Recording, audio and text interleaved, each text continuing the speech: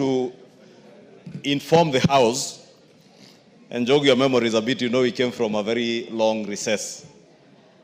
Last year, we published the County Additional Allocations Bill of 2024-2025, which went to the Senate, and they put this RMLF money, Road Maintenance Levy Fund money, in that bill. We were to go into mediation, and unfortunately that mediation process lapsed at the end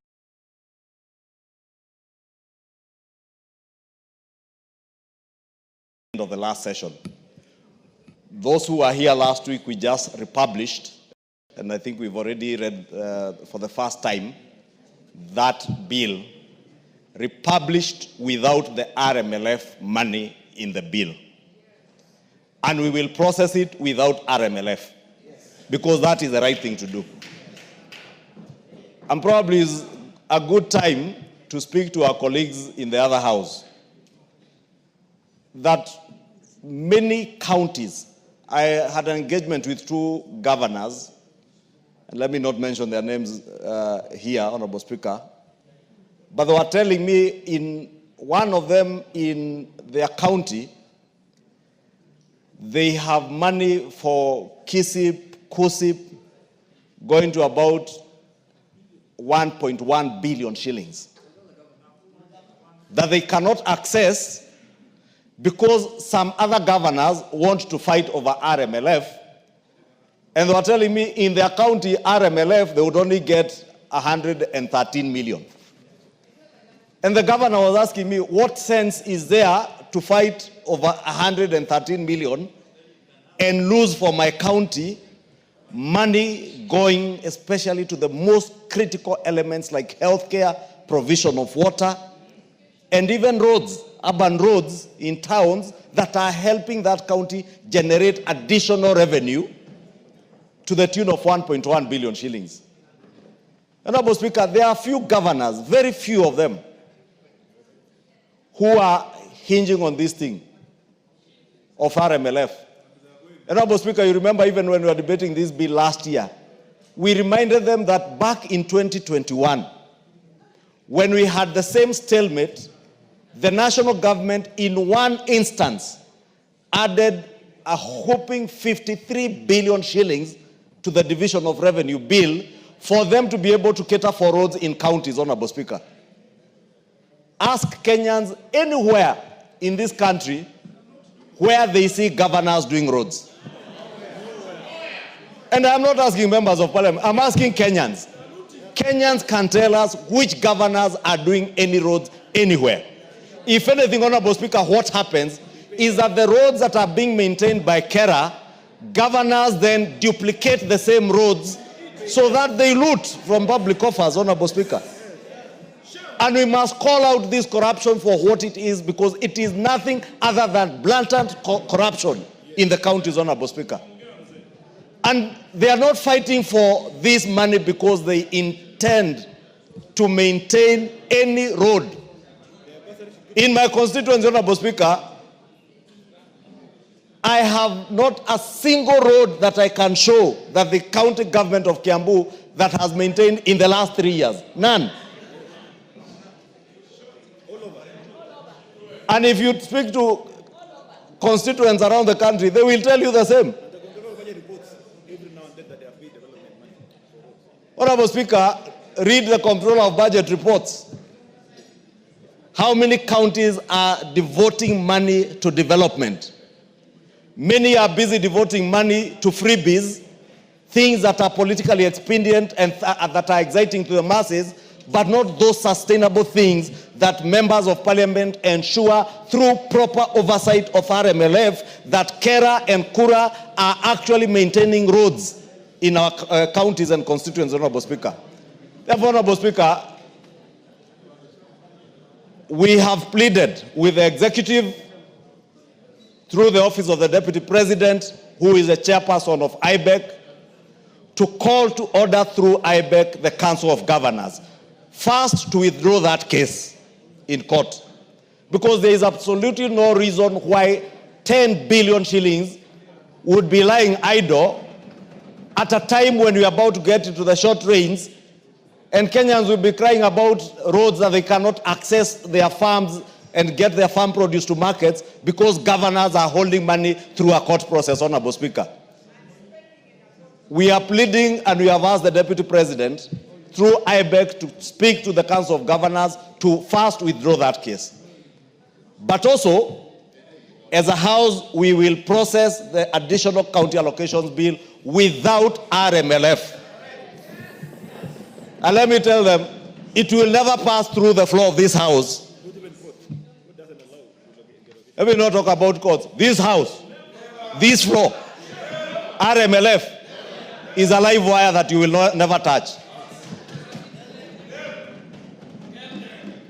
And we will consult with the leadership in the Senate so that no senator even imagines that they can amend that bill when it goes to them to reintroduce RMLF.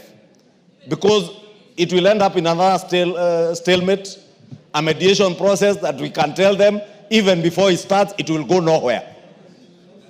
Leave RMLF money, let KeRRA and KeRRA maintain the roads they maintain. Last, Honorable Speaker, speaking to the executive and the minister in charge of roads and infrastructure, and probably together with the Council of Governors, it is high time now that we properly reclassified all our roads.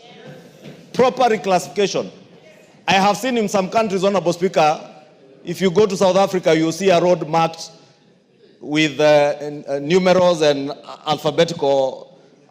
alphanumeric coding that clearly tells members of the public that this is a county road, this is a municipal road, this is a national government road. We must get to that level where the Ministry of Roads and Infrastructure does proper classification of roads such that if we have national government roads class A, let us know this is NGA, National Government Class A. If we have a county government road, let it be CG Class D or Class A or Class B, so that even Kenyans, and name those roads, so that also these members of parliament are not bashed by their constituents, because we are the ones constituents are close to. They keep bashing members of parliament over roads that do not concern members of parliament because they have no budgets for them. And the governors who have money for maintaining these roads are busy buying chicks. Some buy maize flour, some buy dengue to give as freebies to constituents to excite people for political expediency. It is high time they also called out, and Kenyans must begin reading those Comptroller of Budget reports to see that counties are not devoting money to development. And that is why now we can't satisfy their insatiable greed for more money to steal. We can't satisfy their greed, honestly.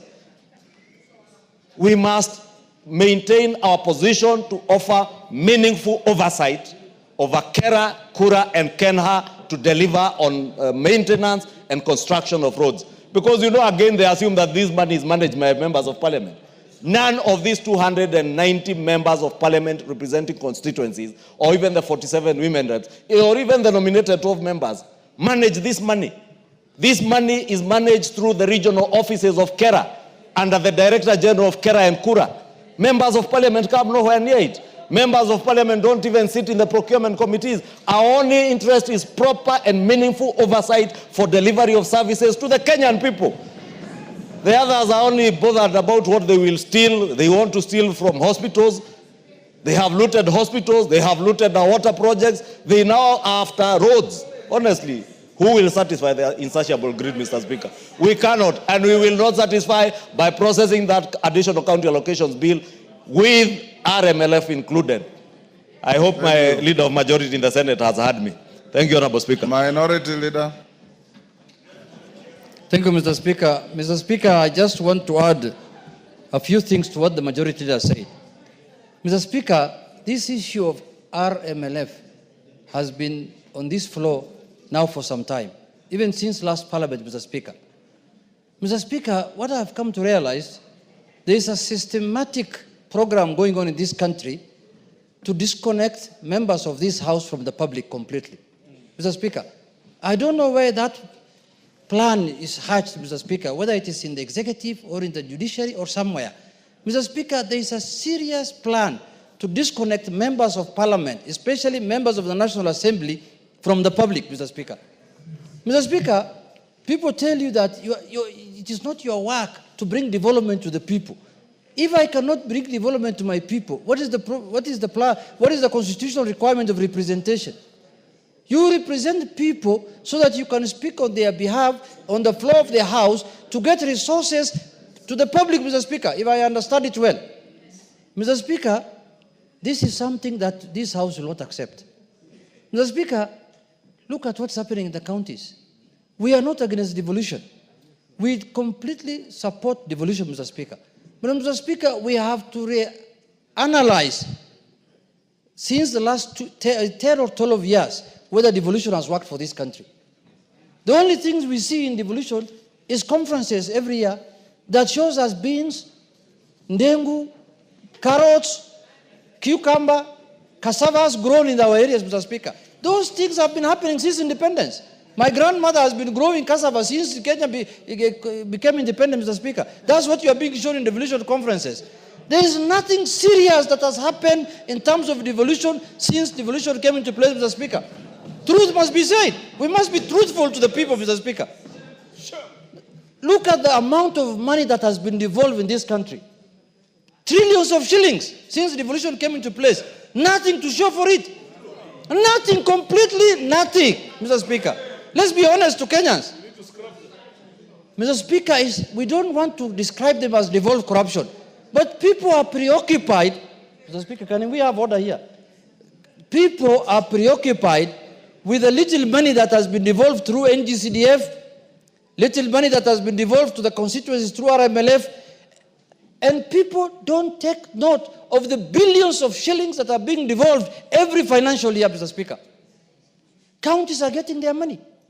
They are never in arrears.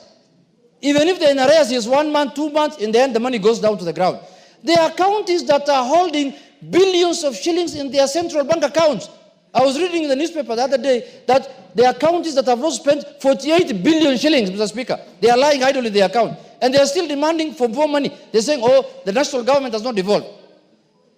Lastly, Mr. Speaker, these people who are calling themselves here in Nairobi, KeRRA and KeRRA, these people must know that these are organs of national government. They are not part of county government. They are oversighted by this House. This Director General of KeRRA, Mr. Speaker, this man is a joker. I can tell you for true. He thinks that he is supposed to report to counties. Which governor oversights him? Which county government oversights him? That man must be dragged here to this House under full committee of the full House, Mr. Speaker.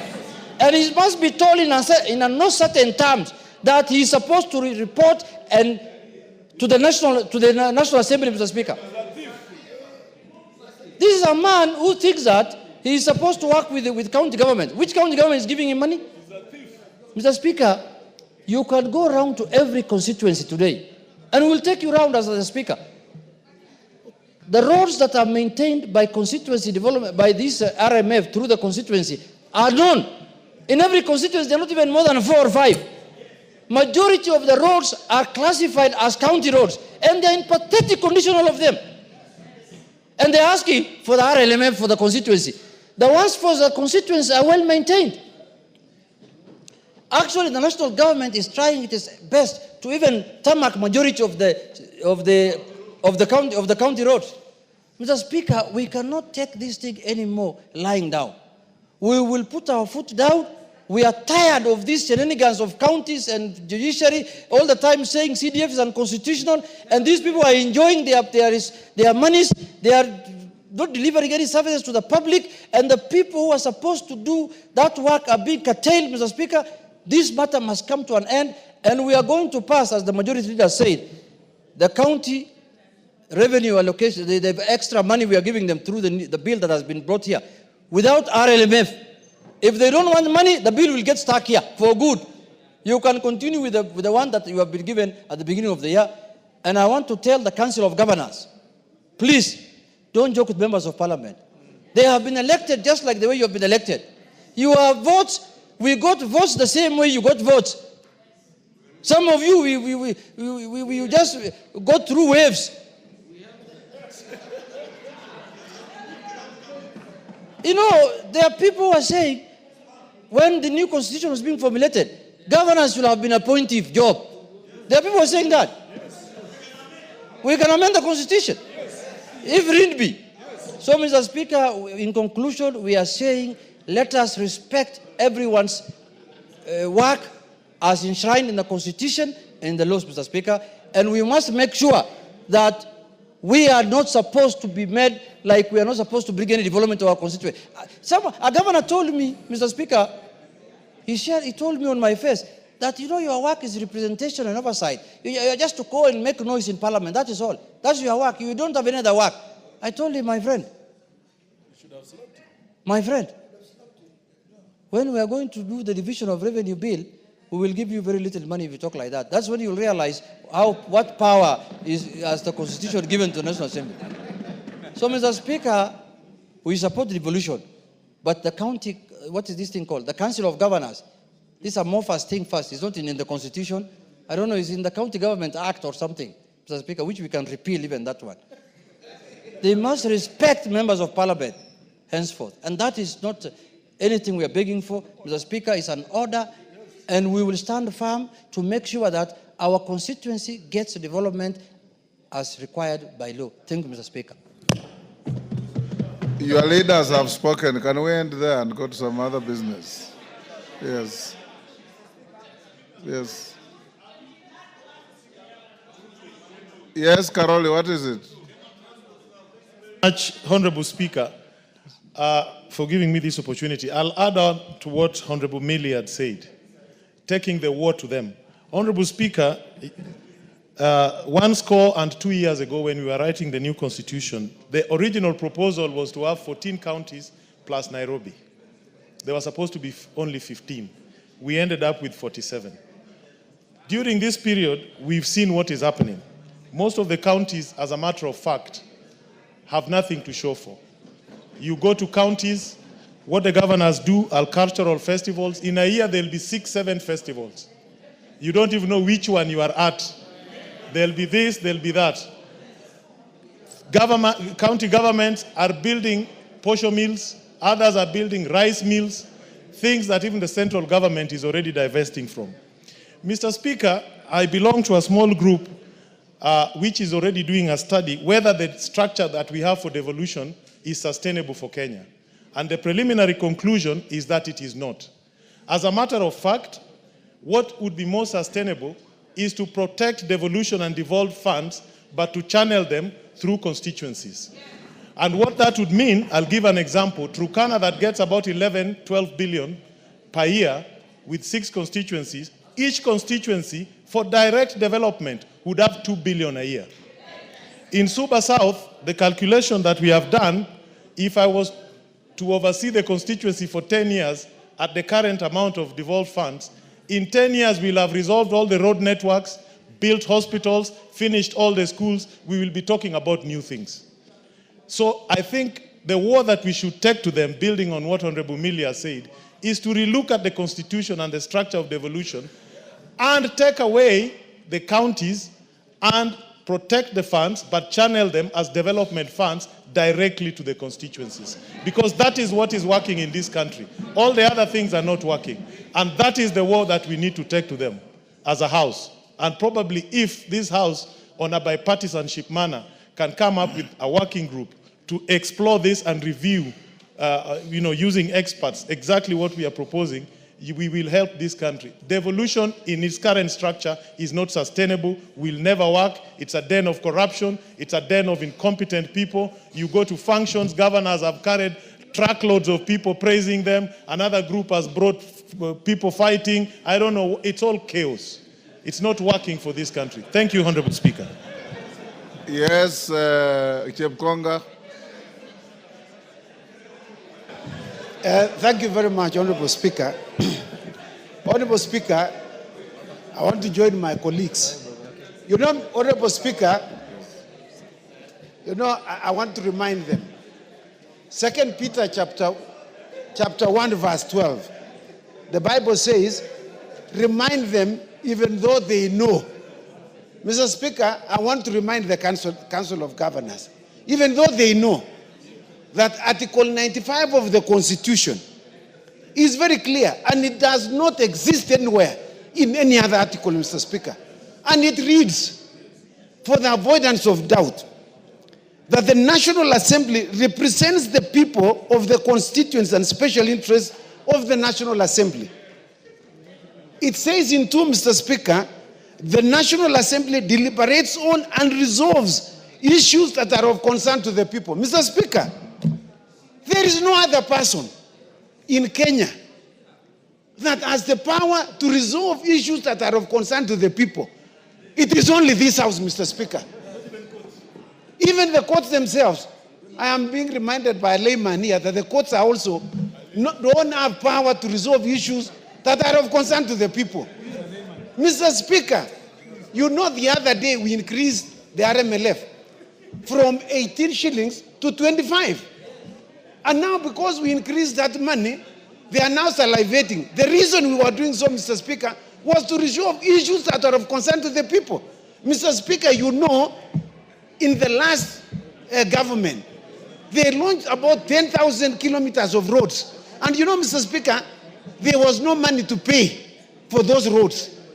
And it is necessary that the RMLF was increased for purposes of paying off the outstanding bills with regard to those roads that have been constructed in those counties, Mr. Speaker.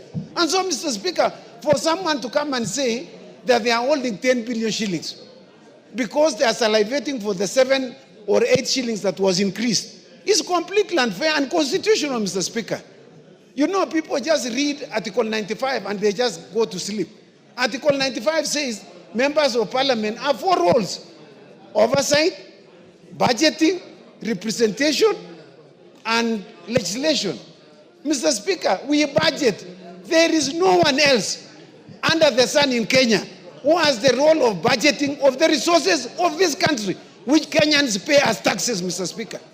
In fact, the Senate or any other body cannot originate a money bill. It can only be originated from this House. That is the reason why KeRRA could not be passed until this House agrees. Mr. Speaker, we are not begging the Council of Governors. We want to ask them to withdraw that bill so that they can be able to get their money, which is more than the 10 billion shillings, Mr. Speaker. As members have just said, I also come from a constituency. I have never seen any Council of Governors repairing roads in Ainabkoi or maintaining them, Mr. Speaker. In fact, most of the time we are asked, please assist us, we know this is not your road. And we go and plead with the Director General of KeRRA, please, could you assist these people of Ainabkoi who have a problem with this road? And you know, Mr. Speaker, it is not a KeRRA road, it is a county road, Mr. Speaker. And we can give so many of them, there are plethora of roads that have been repaired by KeRRA that has nothing to do with what has been apportioned to them. And so, Mr. Speaker, we must stand very firm.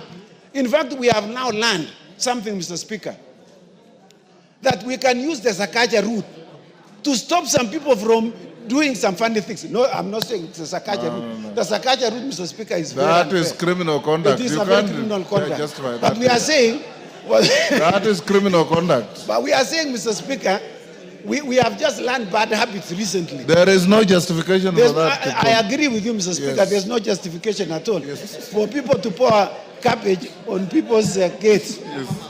You know, NEMA must in fact take action. That's what the majority leader is saying. Mr. Speaker, we are saying... Are you saying, Jepkonga, if KPLC demands power payment from you, you go and cut down their polls? No, Mr. Speaker, that's what I'm saying. It is Yes. absolutely criminal.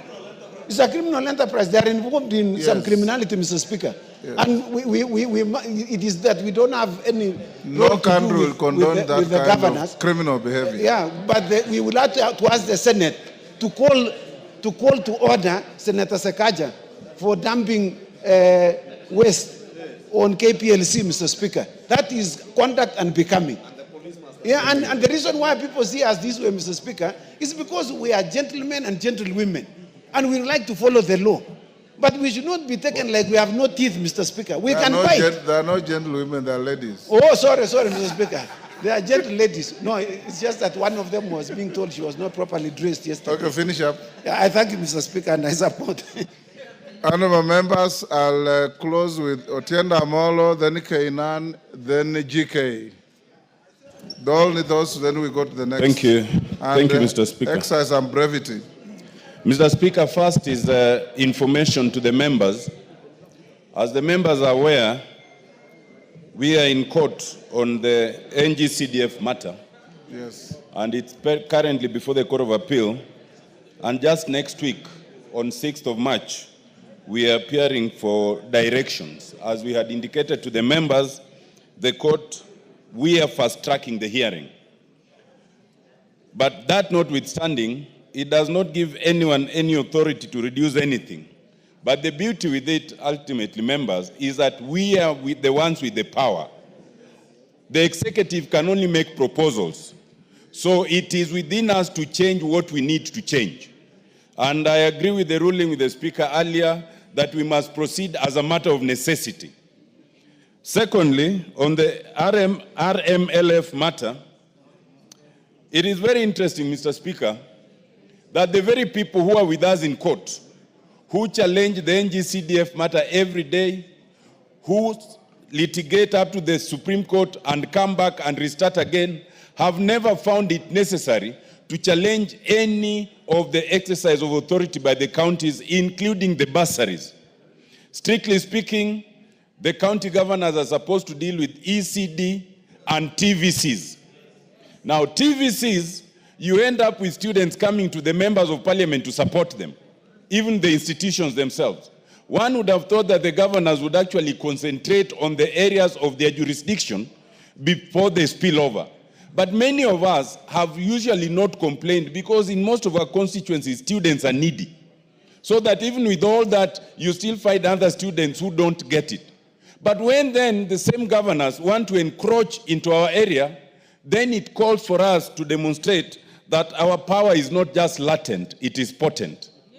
And in that respect, Mr. Speaker, I think that as we go along, and we don't have to wait for your direction on this, we as members will be taking on these governors on many of these things, in court and outside court, in matters we filed and those ones filed by others, so that we can get what we call an equilibrium of power. So that people understand that actually this is where the power lies. It does not lie in courts, it does not lie in the executive, it lies here. Courts can interpret the law anytime, and they can interpret our actions anytime. But ultimately, they cannot stop us from making legislation however we want. Courts cannot stop us from exercising our powers in terms of the budget however we want.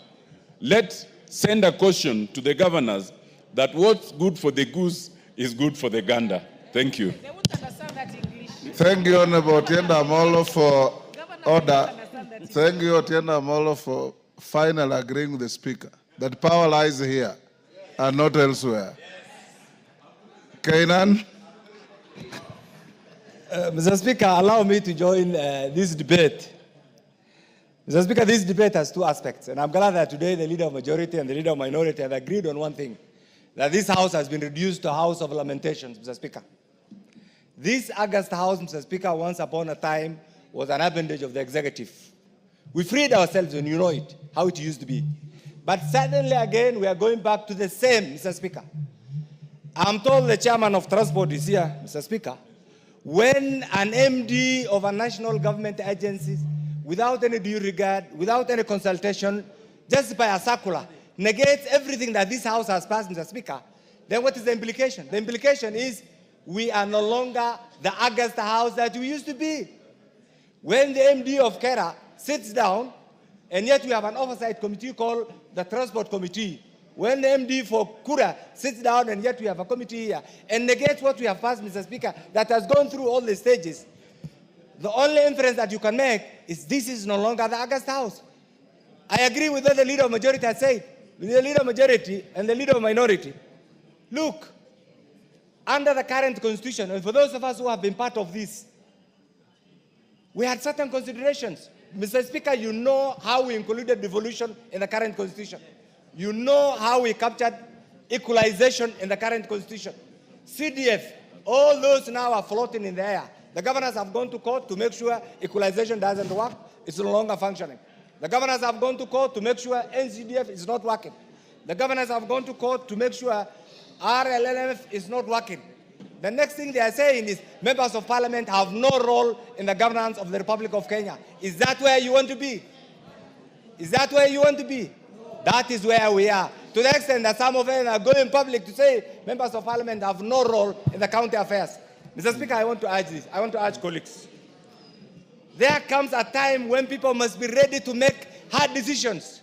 We need to do both summative and formative evaluation of all the resources that have devolved since the promulgation of the current constitution, so that we allow Kenyans to see the value of the billions and the trillions we have devolved, Mr. Speaker, as the true representative of the people, Mr. Speaker. Otherwise, we'll sit here, lament, go to court. I'm glad what the Honorable Otiendo Amolo has said.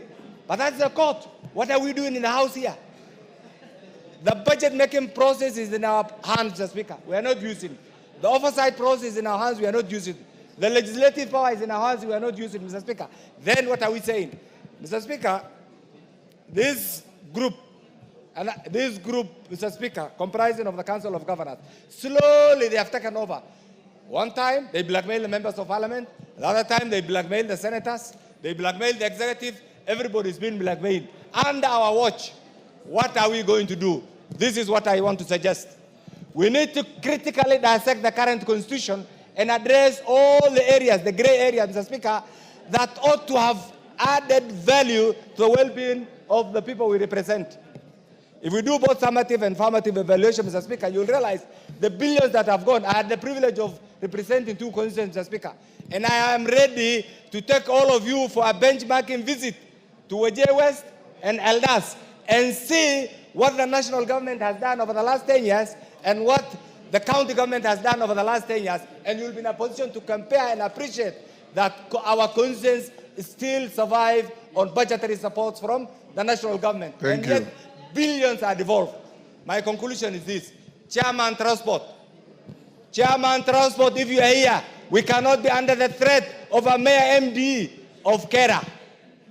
He has issued circulars, many circulars. In fact, Mr. Speaker, some of these MDs, because we have failed to bite, we have failed to act. I want to, yesterday in the House Business Committee, and I want my colleagues, the leader of majority and the leader of minority, to hear this. This is the first time, and I want all the members to hear this, in the history of NCDF, from July, August, September, October, November, December, January, February, our proposals are yet to be approved. What are these other funds you are looking for? Where are your CDF proposals? You are being duped to ask to facilitate the bursary allocations. Where is the money? Thank you. Even the basic is not there. So chairman, former chairman of NCDF, I've been running after the CEO and the management of NCDF board. Where are the approvals? Where are the approvals for the fund managers to actualize? The approvals have not been done. What are we saying? Whose mistake is it? It's our mistake. That approval ought to have been in place by December so that we roll out the project. Yes. So we are all sitting. Let's stop complaining. Let's not reduce ourselves to a house of lamentation. GK. Can we act and bite constitutionally? Thank you, Mr. Speaker. GK.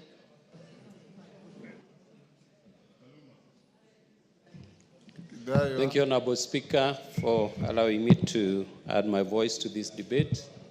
Honorable Speaker, I want to remind members that the Act, the KeRRA Act, has not been amended, or neither has it been suspended. We have an act that stipulates how RMLF funds should be shared. And as long as that act stands, we will not allow anybody to take away any coin, any cent from our allocation, 22 and 10%. The committee that I lead, Honorable Speaker, has taken a position on this matter. We met the Cabinet Secretary yesterday and raised this issue, and he has assured the committee that he will support the position that exists. And this position is in the law, KeRRA Act. Honorable Speaker, I want to assure members that we will not cede any ground as far as these resources are concerned. We know what happens out there when governors are allowed to implement these resources. We do not see, we are not able to see anything that they do for our people. And Honorable Speaker, this money was set aside to avail to the people of Kenya what we call the common good. Honorable Speaker, we will stand with the people of Kenya and continue to serve them effectively by holding on to these resources. Yes, Nabi, what is it? Mr. Speaker, is it in order for the chairman of the Roads Committee to mislead the House that he is doing anything when we need to know he is the problem? Chairman. I think, Honorable Speaker, I do not have to respond to that, comment because it's he's totally out of order. I have been very consistent in my support for RMLF resources being appropriated through the constituency roads committees. And that is a position we have taken as a committee. Honorable Speaker, I want to once again assure members that we will continue engaging the ministry, the KeRRA, KeRRA, to ensure that nothing changes, the status quo remains. And the case that is in court, Honorable Speaker, I'll urge the executive to engage the governors and make sure and ensure that the 10 billion that is held by the courts is released for the purpose of serving our people. Thank you, Honorable Speaker. Anton Oluoch, Nairobi colleagues of yours have asked me to give you an opportunity to say something. Thank you, Honorable Speaker. This morning, the 17 members of Parliament met with their regional engineers, and the very same question being discussed in this House was what we are discussing. Honorable Speaker, first, let me confirm that all the tendering for the RLMF KeRRA roads for Nairobi had been done. Letters expressing intention to award had been issued. And the unique problem that Nairobi constituency has, that unlike our other constituencies, the other 200 and so constituencies, is that we have to do tarmac roads or bitumen roads. Some of those roads are done in a layered form. Some of those roads are done in a sequential manner.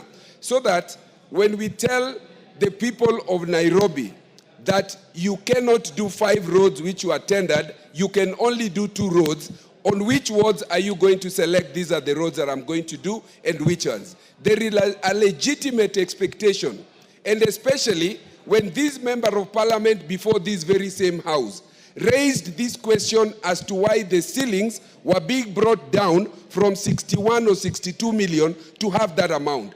That same afternoon, before I had even sat down, that circular had been withdrawn, Honorable Speaker.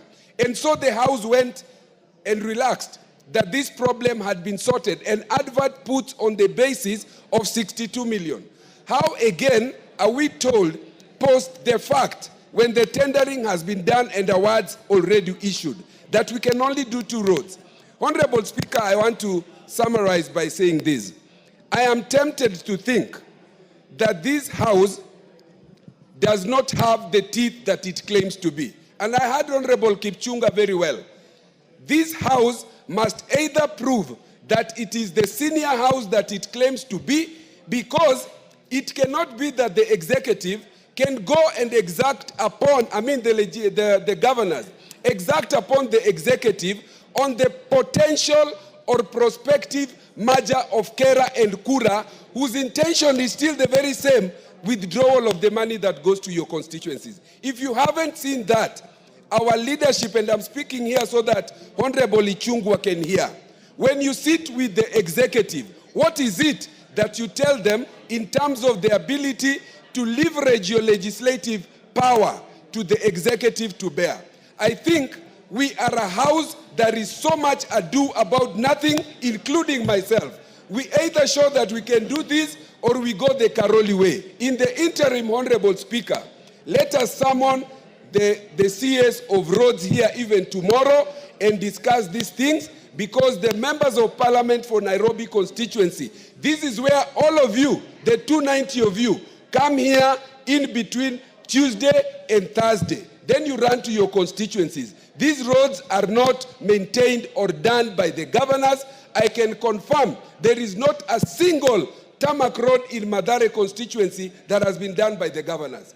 So we must deal with this issue, and I suggest that we summon the CS tomorrow and suspend all our activities and address this issue. Thank you, Honorable Speaker. Junet. Mr. Speaker, I rise to, Mr. Speaker, to bring to the attention of the House matter of concern to the public, Mr. Speaker. Mr. Speaker, we are a country that is governed by the rule of law. And the last 2 days, Mr. Speaker, there was an episode in Nairobi County, Mr. Speaker, where